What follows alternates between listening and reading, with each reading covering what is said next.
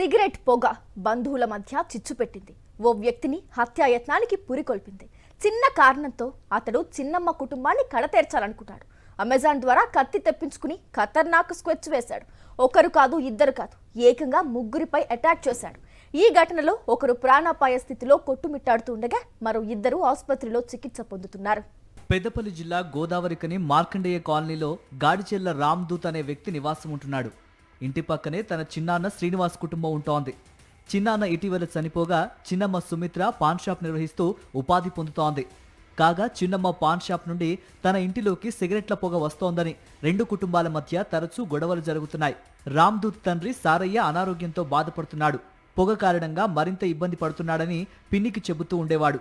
అయినప్పటికీ అదే కంటిన్యూ కావడంతో ఇక లాభం లేదని ఫైనల్ డిసిషన్ తీసుకున్నాడు.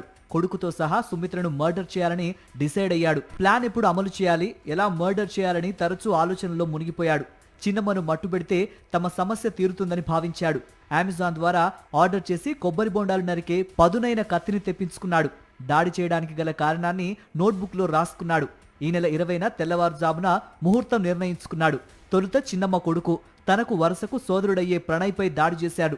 అడ్డుకున్న అమ్మమ్మ కొమరమ్మపైన మరో వేటు వేశారు. ఇక తాను పగ పెంచుకున్న సుమిత్రను విచక్షణారహితంగా నరికాడు. గది అంతటా రక్తం చిందగా బాధితులు హాహాకారాలు చేశారు. ఈ శబ్దం విని స్థానికులు పరుగున అక్కడికి చేరుకున్నారు. అతడి నుంచి కత్తిని లాక్కున్నారు.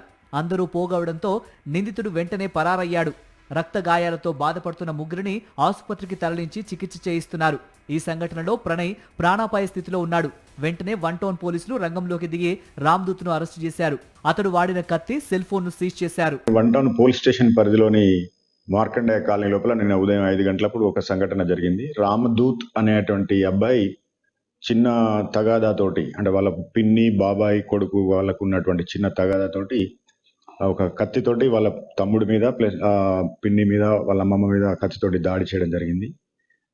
ఈ దాడి లోపల వాళ్ళ తమ్ముడు ప్రణయ్, ఆ పిన్ని సుమిత్ర, అమ్మమ్మ కుమరమ్మ గాయపడ్డారు. ప్రణయ్ తీవ్రంగా గాయపడి కరీంనగర్ ఆసుపత్రిలో చికిత్స పొందుతా ఉన్నాడు. ఈ సంఘటనకు కారణం వీళ్ళ రెండు కుటుంబాల మధ్యలో ఒక చిన్న పాన్ డబ్బాకు సంబంధించిన చిన్న తగాదా, తర్వాత ఆస్తికి సంబంధించిన చిన్న తగాదాలు ఉన్నాయి. సావధానంగా చర్చించి మాట్లాడుకుంటే సమస్య పరిష్కారం అయ్యేది.